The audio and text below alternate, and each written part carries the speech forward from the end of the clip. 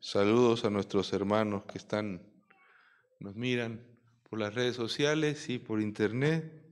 Gracias por acompañarnos. Hoy vamos a reflexionar pues sobre un tema que tiene implicaciones, muy interesantes en el sentido de que pues para mucha gente luego causa problemas. Y no falta razón, no falta razón en algún sentido. Le he titulado El lago de fuego y azufre, porque más de una vez, me ha tocado que alguna persona dice, oiga, huele a azufre, por aquí debe andar el diablo. Caramba, dije yo, no puede ser, ¿qué está diciendo, no? Y en otro momento, pues la gente te dice, pero es que ¿cómo puede ser que haya un lugar así donde la gente está sufriendo, ¿no? Todo eso tiene que ver con el juicio de Dios y es un tema muy importante considerarlo. Porque hay una confusión importante sobre el carácter de Dios. Ciertas enseñanzas difundidas por algunos sectores del cristianismo, queridos hermanos, han propiciado la confusión hacia la naturaleza de Dios. Estos asuntos del fuego y el azufre, el tormento de la gente no son de origen bíblico. No aparecen en la Biblia, son de origen pues de otras creencias religiosas que se fusionaron en algún momento con el cristianismo. Y este es el caso del infierno y el tormento eterno, ¿no? Que hay gente que cree que cuando alguien muere, pues va a un lugar ahí, y si no se portó bien, pues lo están atormentando. En realidad, estas escenas no se presentan en las Escrituras. La palabra infierno es una palabra que no aparece en las Escrituras, pero se utiliza de la palabra Seol, que es en hebreo, Seol quiere decir tumba, y Hades en griego, que también quiere decir lo mismo. Pero, y todavía peor, el tema del tormento eterno, que es una idea, las dos surgen de las religiones paganas. En el tiempo de Jesús, pues estaba el helenismo, los griegos que tenían la idea que la gente sufría en algún lugar para purificarse, ¿no?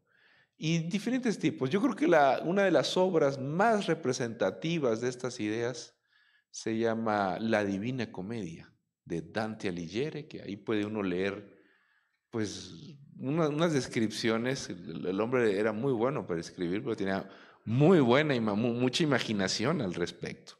Y de ahí hay gente que cree que tiene que estar sufriendo la gente. Pero la Biblia sí menciona el lago de fuego y azufre. Y no nada más en el Apocalipsis.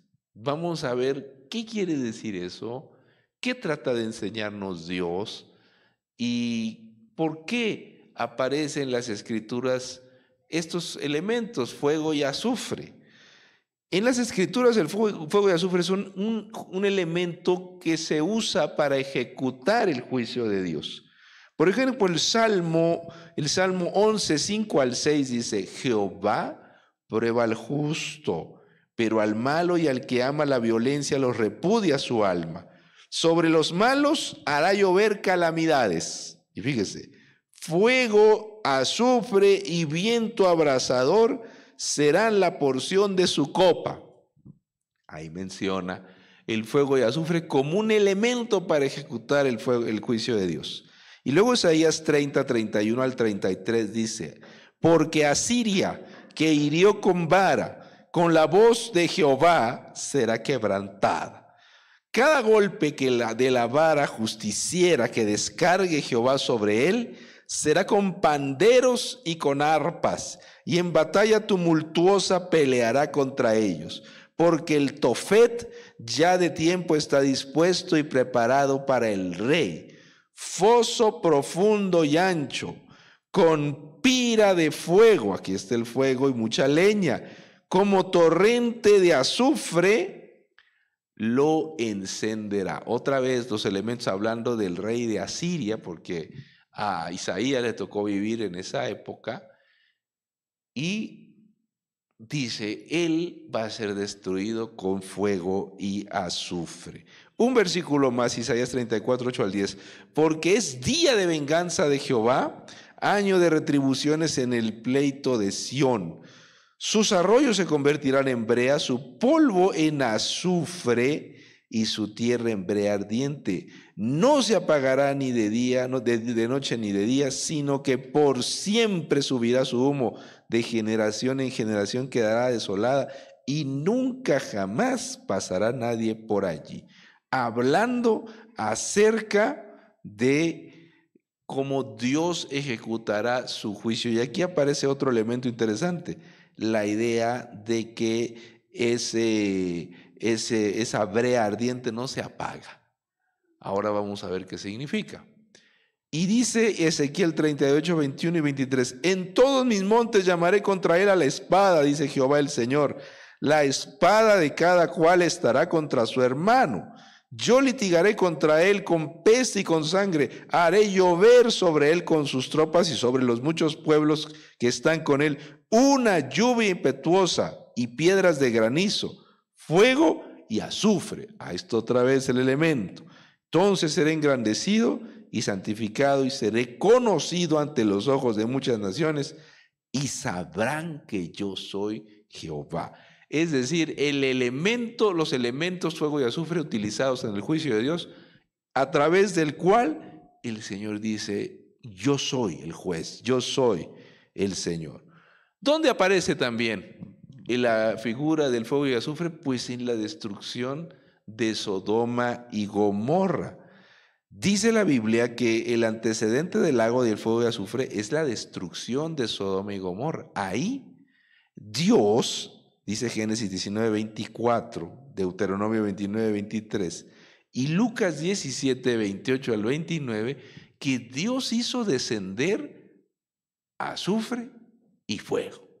Otra vez, los elementos que el Señor utiliza en su juicio.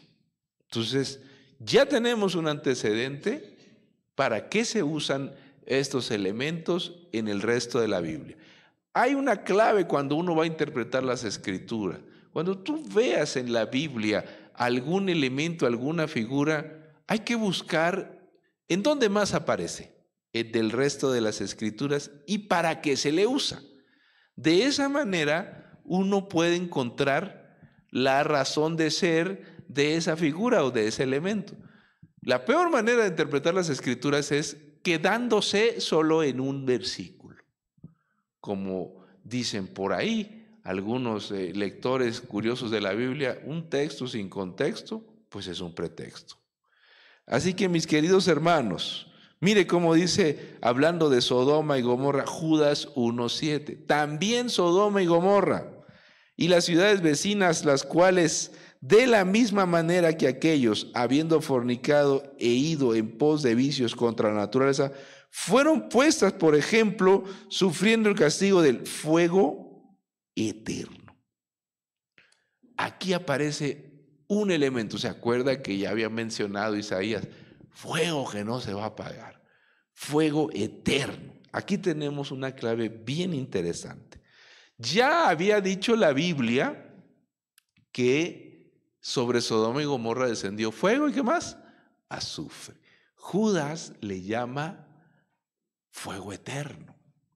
Y Judas dice que es un fuego que se manifestó de una manera especial.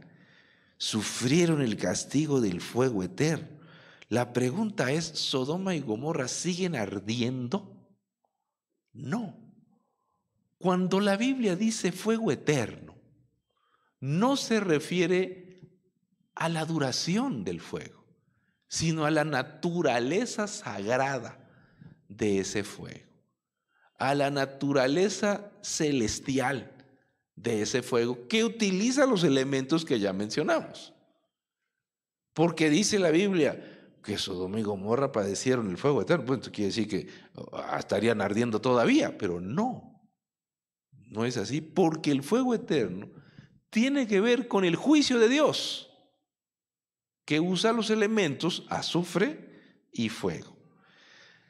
Ahora dice Apocalipsis, fíjese qué interesante, Apocalipsis se refiere bastante a diferentes personajes que son arrojados en el lago de fuego. Dice la Biblia, por ejemplo, Apocalipsis 19, 20 y 21, dice que la bestia y el falso profeta son arrojados al lago de fuego. Acuérdese usted que en el Apocalipsis se menciona una Trinidad Santa, el Padre, el Hijo y el Espíritu Santo. Y también se menciona una falsa Trinidad, la bestia, el dragón y el falso profeta. Hay muchos contrastes en Apocalipsis.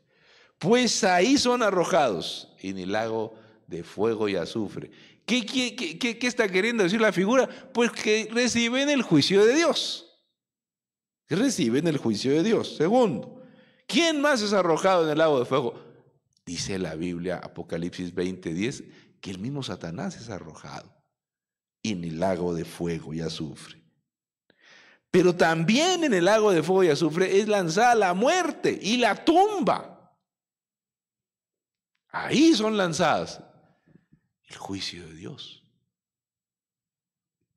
Y dice clarito la Biblia en Apocalipsis 20:14, Apocalipsis 20:14, que el lago de fuego es la segunda muerte.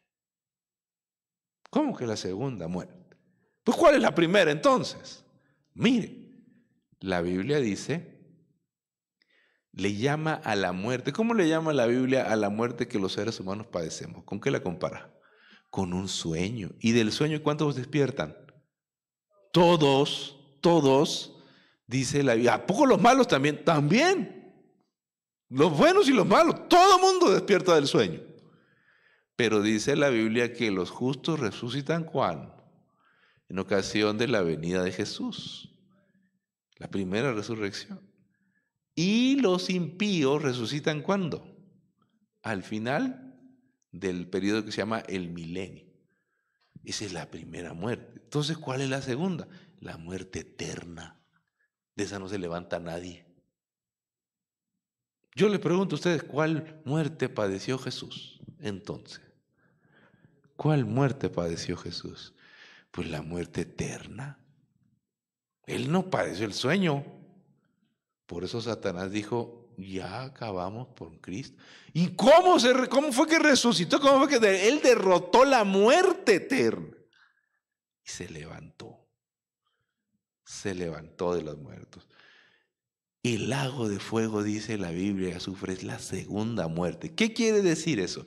Que todos estos personajes que aparecen aquí, la bestia, el falso profeta, el mismo Satanás, la propia muerte, todo eso va a desaparecer para honra y gloria de Dios. Y no existirá más. Lo que está tratando de decirnos. Ahí también, dice Apocalipsis 21:15, es arrojado todo aquel que no tiene su nombre escrito en el libro de la vida. Otro día yo les voy a dar un tema sobre el libro de la vida o los libros del cielo. ¿Sí? Yo no sé si ya los prediqué alguna vez, pero lo voy a mencionar porque es muy interesante. Mucha gente no entiende el tema del libro de la vida. En otras palabras, todo aquel que no ha aceptado al Señor y no quiere seguir sus caminos, pues es arrojado al lago de fuego y azufre. ¿Qué quiere decir? Porque no alcanza la salvación. Y aquí hay una listita en Apocalipsis 21:8 de personas que hace la especificación, tampoco van a entrar en el reino de los cielos. Allí se lanzarán a los cobardes. Miren nada más, los cobardes. ¿Qué le parece? Miren con quién lo compara. Los incrédulos, los que practican la inmoralidad sexual. En esta versión así lo menciona. En otras versiones le pone más duro, porque la palabra griega que está detrás tiene que ver con la perversión sexual, la brujería, la idolatría y la mentira. Miren nada más. ¿Con qué compara la Biblia? Los mentirosos. Pero miren nada más, cobardes. Porque, oye, ¿por qué los cobardes, hombre? Si a todos nos da miedo algo, ¿no? ¿Alguna vez?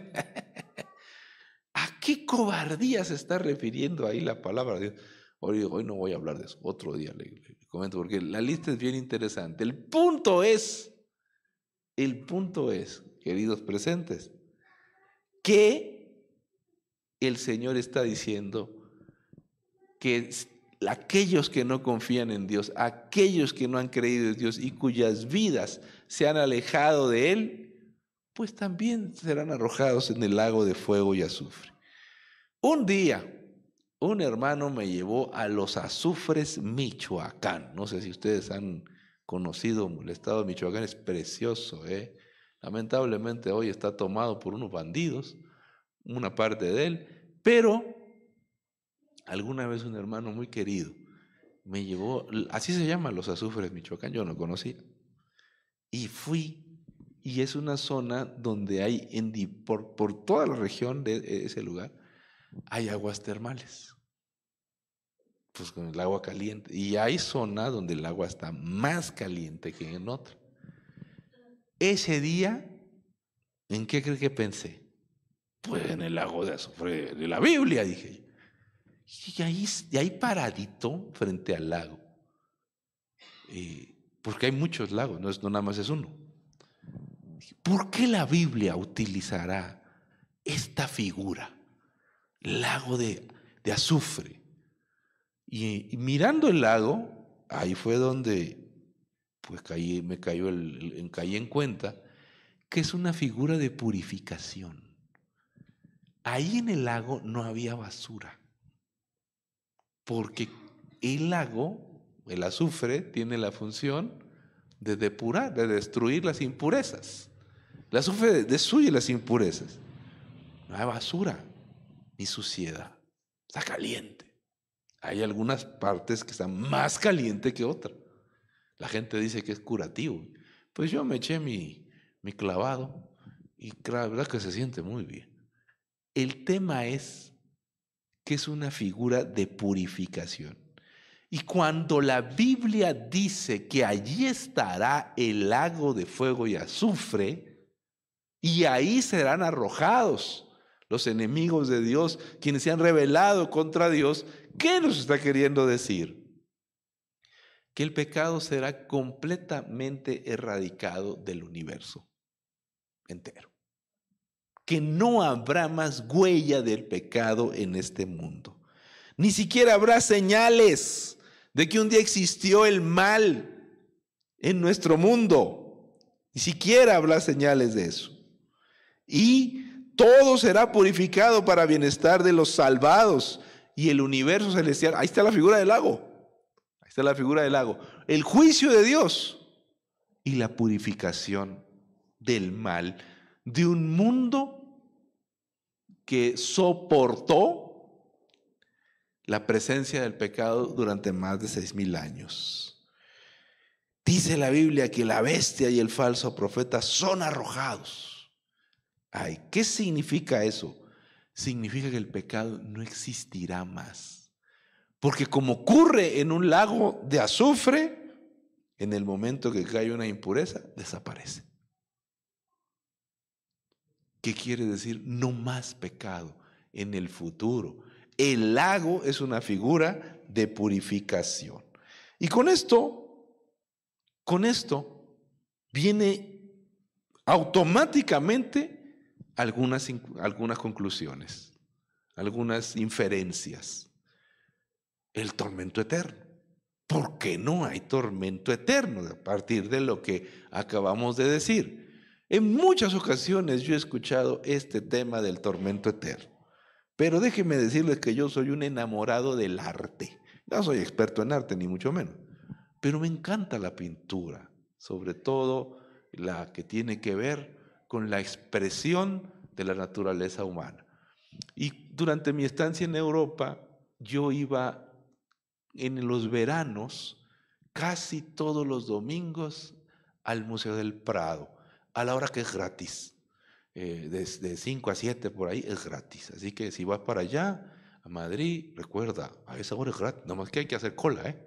Hay que llegar temprano, porque los pecadores ahí se forman bien rápido y lo dejan a uno fuera. Pero por lo menos tienes 2 horas para mirar. Y yo iba todos los domingos y me encantaba mirar. Y me impresionaba mucho las imágenes del infierno que pintaban, por ejemplo, Francisco de Goya. Tiene unas imágenes que sales de ahí, no duermes, hermano. No duermes, parece que te viene correteando el diablo. Y otros pintores impresionados por el concepto del tormento eterno. La idea de que pues en el infierno estará sufriendo y estará atormentándose a algunas personas. Después de lo que hemos dicho esta noche, yo quiero hacer algunas declaraciones en cuanto a por qué no hay tormento eterno. En primer lugar, ¿por qué no hay tormento eterno? Porque si decimos que hay tormento eterno, estamos inmortalizando el pecado. Estamos diciendo que el pecado va a existir para siempre. Pero la figura del lago de fuego, el fuego y azufre, dice que no. Así que de ser real dicha doctrina, que lamentablemente comparte un sector del cristianismo, o más bien la mayoría, los católicos y protestantes, pues de ser real esta doctrina, los perdidos vivirían para siempre.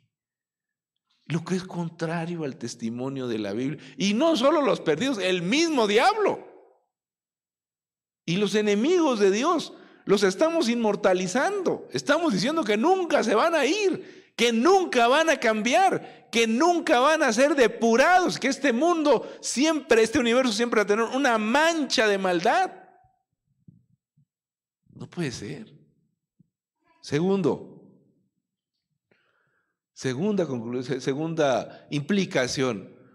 Si decimos que hay tormento eterno, oye, pues Dios es muy vengativo, porque dicha enseñanza no representa debidamente a nuestro Dios de amor al presentarlo como un ser cuya ira pues nunca se aplaca.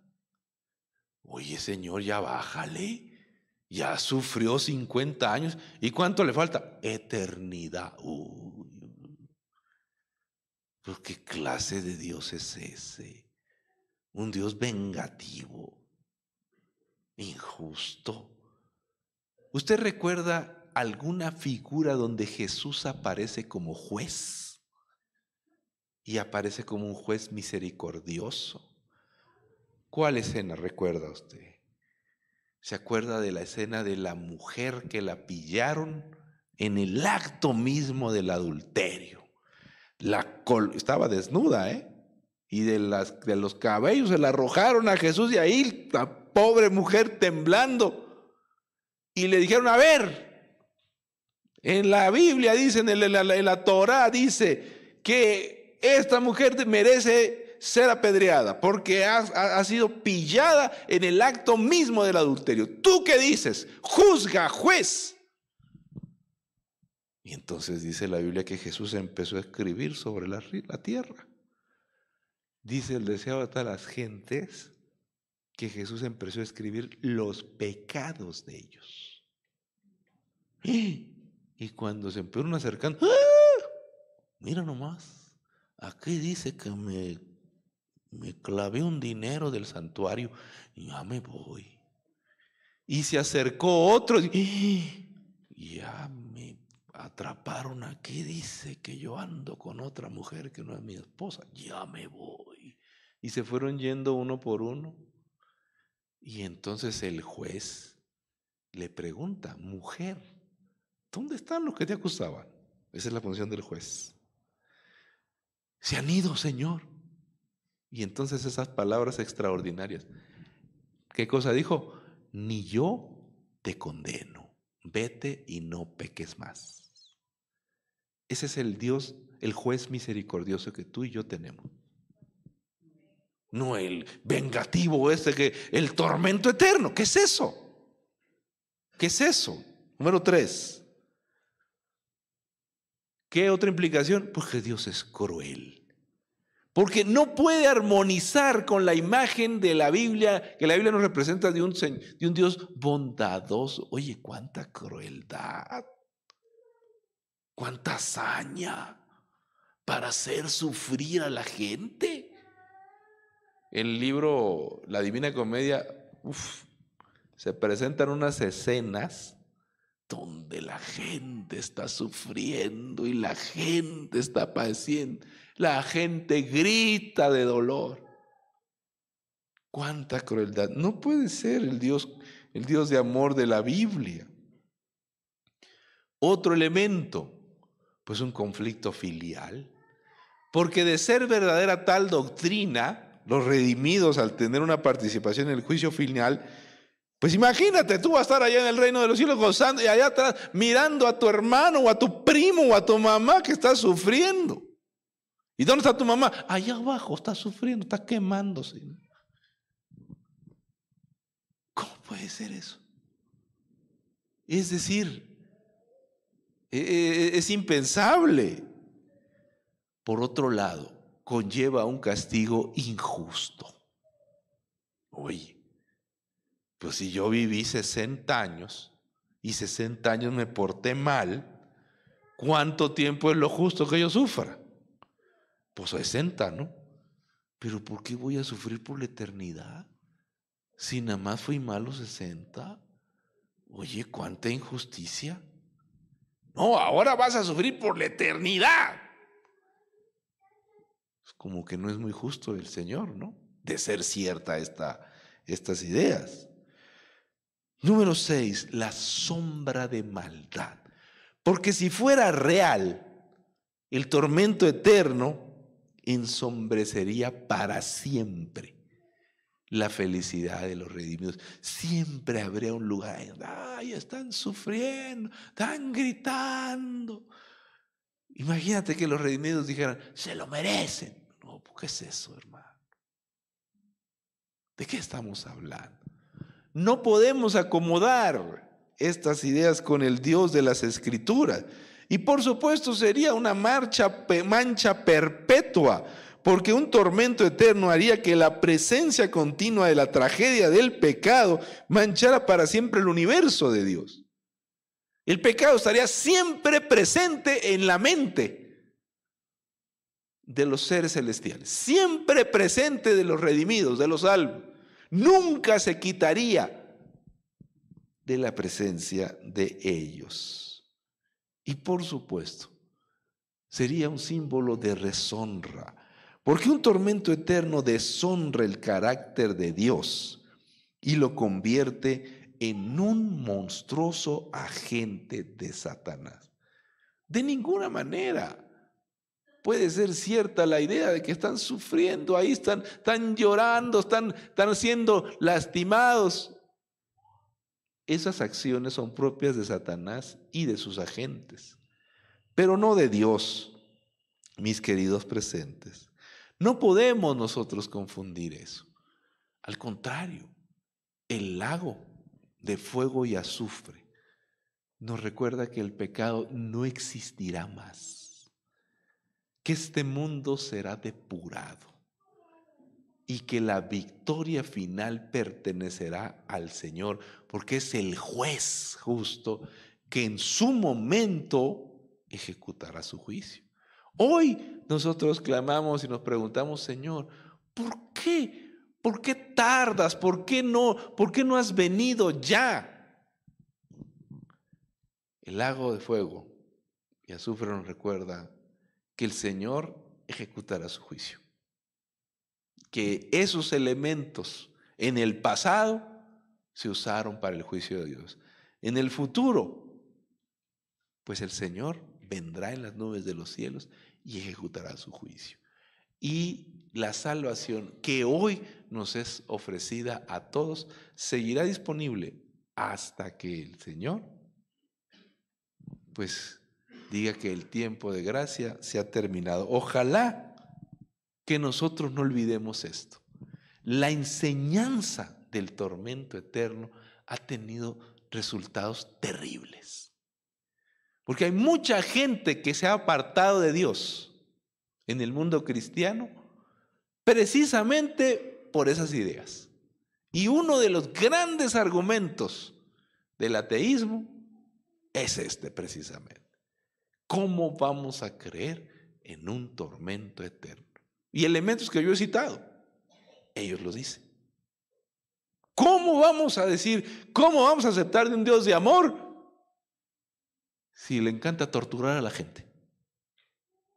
No es posible. No tiene sentido. Ha tenido resultados terribles. Algunas congregaciones, algunos predicadores, con tal de que la gente se entregue a Dios, que la gente se bautice, que nosotros no hacemos eso aquí en la iglesia, y qué terrible. ¿Por qué no creemos en esas ideas? Le dicen a la gente, si tú no te entregas a Jesús, arderás en el infierno. Y ahí estarás por los siglos de los siglos. Y yo he escuchado cómo describen el supuesto sufrimiento en el supuesto infierno. Yo no sé cómo tienen esas revelaciones. Pero, mis queridos hermanos, ese no es el Evangelio. Así no se presenta al Dios de amor.